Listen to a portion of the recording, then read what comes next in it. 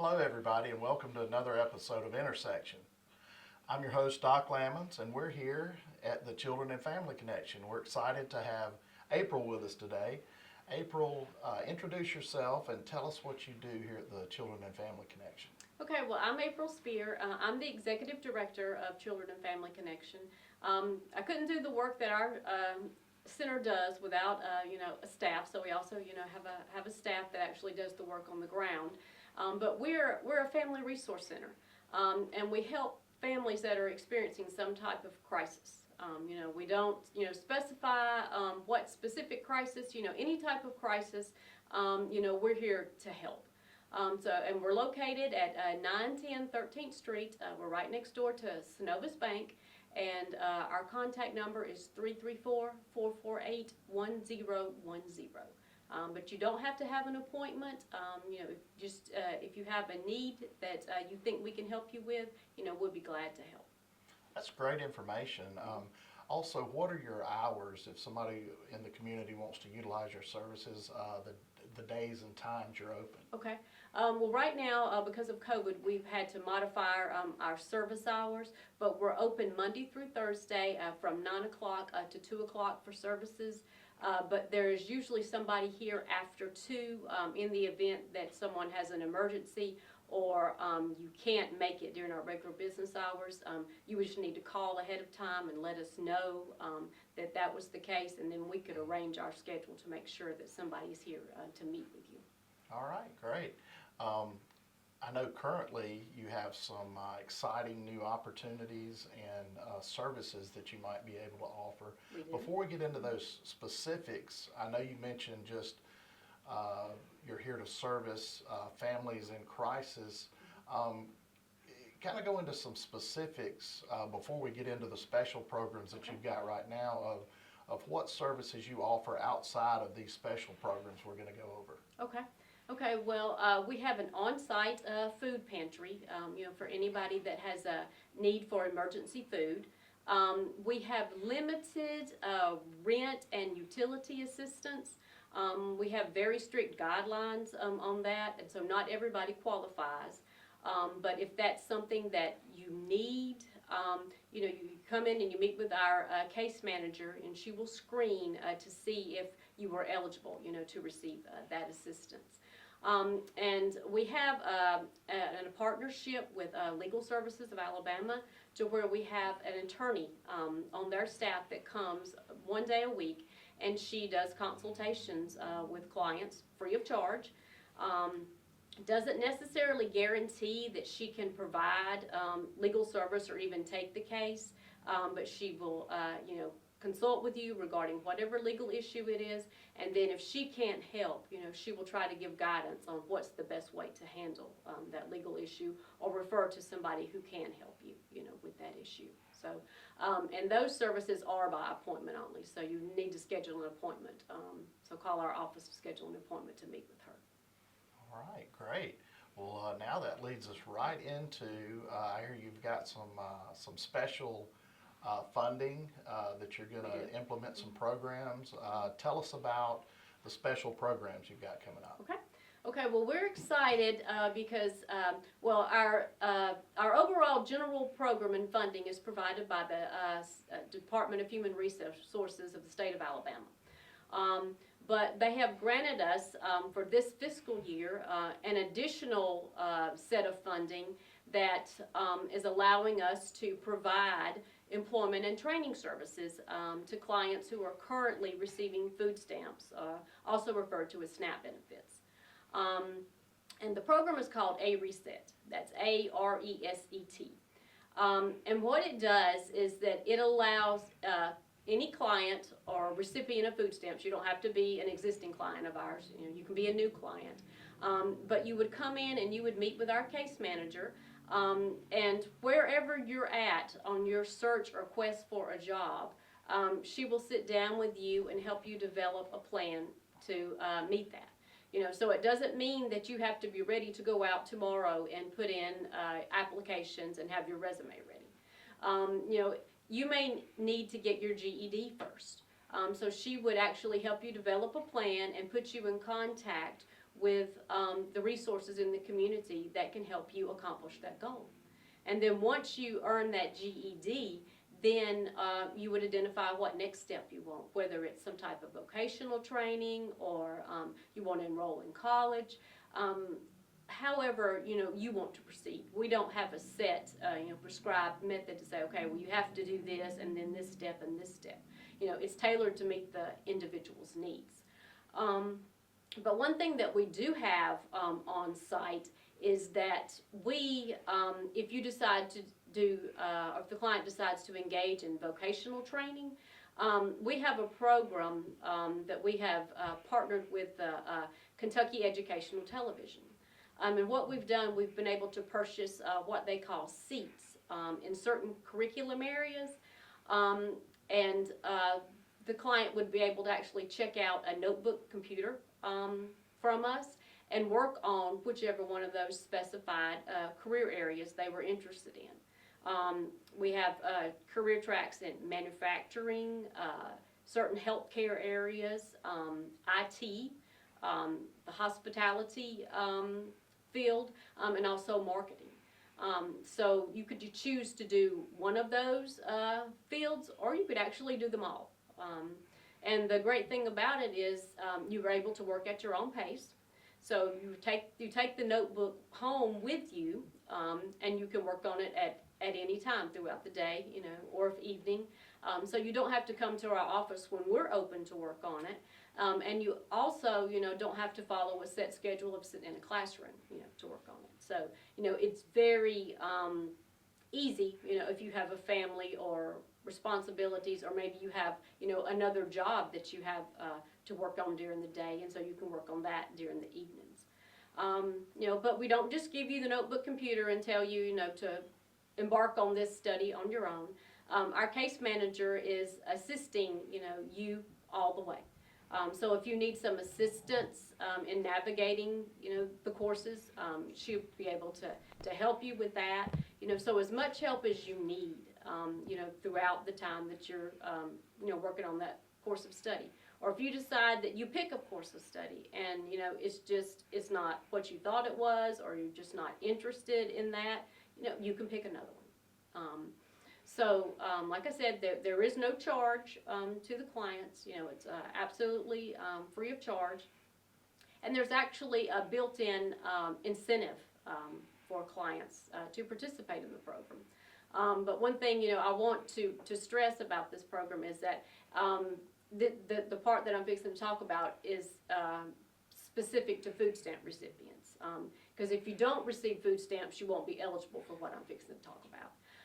But the state of Alabama DHR, they have developed an incentive program for participants who are working on job training skills. And if you demonstrate that you're participating in activities that are preparing you to acquire employment, and our agency would verify to DHR that you are participating in those activities, then you'd be eligible to receive up to $100 a month in addition to your food stamps. So our agency doesn't pay you the $100 a month, but state DHR does. And so that's to encourage you, and to provide assistance to you, as you're engaging in the job training. So, but the overall goal of the program is to,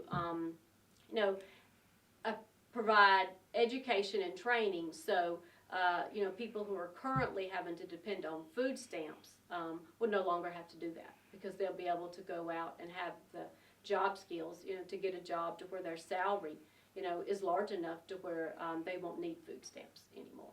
So that's our newest program, and the one that we're very excited about because we just have gotten new funding for that. And in the nonprofit world, a lot of times it's hard to secure new funding to get new programs started. So the minimum requirements for the program is that someone be currently enrolled in the food stamp program. Yes. Or SNAP benefits, as you said. Aside from that qualification, what other requirements are they? Do they have to live like in the city of Phenix City, for instance? We have viewers kind of all over the place in the East Alabama area. What other requirements would there be? Okay, yeah, they would just actually need to be receiving food stamps in the state of Alabama. Okay, You know, okay, so so, they could live pretty much most anywhere in our viewing area as long as it's in Alabama. Yeah, so if they live in Smith Station, Lee County, you know, they could come to our, you know, office and, you know, and participate. And great, and if they're interested in the program, I guess, is it the same as you talked about before with just contact the office, either call or stop by during business hours? Right, sure is. Yeah. So, I guess after the initial phone call, would they come in and fill out an application or just meet with a case manager? Yes, you know, once you express interest in the program or express interest in any of our services, you would come in and you would fill out, you know, an intake form. And then if you're specifically interested in the Avery SET program, you know, then there's also, you know, specific application forms and, you know, intake forms that go along with that program as well. Oh, great, all right. Well, I noticed there's a poster behind us also. Tell us about the month of April. Okay. Yes, as you can see, my staff has been working hard to prepare for Child Abuse Awareness Month, which is next month, you know, so it'll be just around the corner before we know it, so we're already, you know, getting prepared for the activities that we're going to do in the community, you know, to promote the awareness of child abuse and to make the community think about ways that they can help prevent child abuse. So in addition to the poster that we have here, you know, it says we all play a role in preventing child abuse, you know, and neglect. So even if you're not working on the front lines, you know, in our agency or maybe in DHR, you know, you can still play a role. You can be being a mentor to a child, you know, talking to a child, you know. Helping a child, you know, understand, you know, that there's certain types of behaviors that are appropriate, you know, and inappropriate. You know, so, you know, we want to, you know, create an awareness of that, not just in, actually in April, but, you know, all year round. But April is identified as Child Abuse Awareness Month. And if you ride by our office starting April the 1st, you will notice that we're going to have a garden of blue pinwheels. So, you know, if it's a windy day, you know, you will see those pinwheels spinning. And we will have that up all throughout the month of April. And also, we're going to be decorating our front door and window with blue ribbons. So each client that comes in is going to be given a blue ribbon, and they can write their name on it or the name of someone in their family or, you know, anything they want to write on there. It's a positive message regarding child abuse, you know, and so each time that we get a new ribbon, you know, we'll display it on the door. And actually, we've actually started a little bit early, you know, doing that. So if you ride by now, you'll actually see on our left front window that we've already started to put blue ribbons, you know, out there. So. Well, great. Again, we're at the Children and Family Connection in Phoenix City. April, you talked a little bit about the funding for the specific programs you've got coming up. What are other sources of funding, and do you take just general donations from the community? And go through that with us a little bit. Okay. Yes, you know, as far as donations from the community, you know, any and all donations, you know, would be welcome. Because as I mentioned a little bit ago, you know, funding is it's hard to secure, you know, if you're running a nonprofit.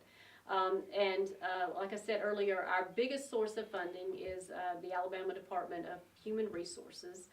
You know, we couldn't provide the bulk of our programs if it wasn't for them. But we also have a few smaller sources of funding. And one of those, well, we're a member of the Alabama Network of Family Resource Centers. And that opens up the doors for a few funding opportunities for us. And, you know, and actually our, the network director, she's working diligently to try to secure more funding for all the centers in the state. But we do have funding now through the State Department of Education. to where we get, a small amount of money quarterly, to use for needs that school-age children and their families, may have. So that's a big help to us because, most of the families we serve do have children or smaller children and school-age children. That's a big help. And then, any type of private donation, is appreciated. And we typically also get a small donation from the mayor's ball each year. So we're appreciative, of all sources of funding that we get. So. Great. Well, tell everybody again, in case somebody's watching out there that would like to contribute to your organization, give them the phone number again and your address, how to find you. Okay. Yes, we're at 910 13th Street, so we're on the main strip in Phoenix City. We're right next door to Synovus Bank, so if you pass Synovus Bank coming from Columbus into Phoenix City, you've gone too far because we're right there, right before you get to Synovus Bank. And our phone number is 334-448-1010. And one thing that I would like to add about the donations is that, our food pantry, we can always use donations for our food pantry, canned goods, dry staples. So, if you would just like to contribute individually, or if you have an organization that would like to contribute, we'd be very appreciative of that. And you can just drop those off at our agency, anytime during our normal business hours. So every month is a food drive, right? Yes, it is. And all donations are tax deductible. Oh, great. And aside from April, we've talked about that month. Have you got other events coming up that are sort of an annual event that we can be looking out for? In the summer, we don't have a lot of specific, activities, planned. Our big time of year is usually toward the end of the year, Thanksgiving and Christmas, when the greatest need seems to arise for families. So in November, we always select at least 20 families that we have provided services to throughout the year. And we provide them with a Thanksgiving basket with a turkey and all the trimmings to prepare Thanksgiving dinner. And then in the month of December, the past several years, we have partnered with Team Realtor at the Board of Realtors, and they have sponsored a number of our families and provided, Christmas gifts for every member of the family, and that's just been, overwhelming for our families. And this past Christmas, we were able to serve the most families that we've ever done, since we've engaged in this partnership. So. In April, I know we've talked a little bit about your contact information, where you're located. Do you have a social media presence? Yes, we do. We're on Facebook now, so and that's updated regularly. So the programs and services that we have are on there, and there's information about the new Avery SET program.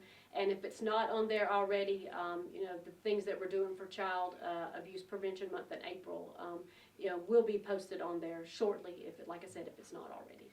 What does somebody type into Facebook to find you on Facebook? Just Children and Family Connection. Okay.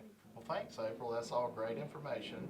And we'll see you next time on Intersection.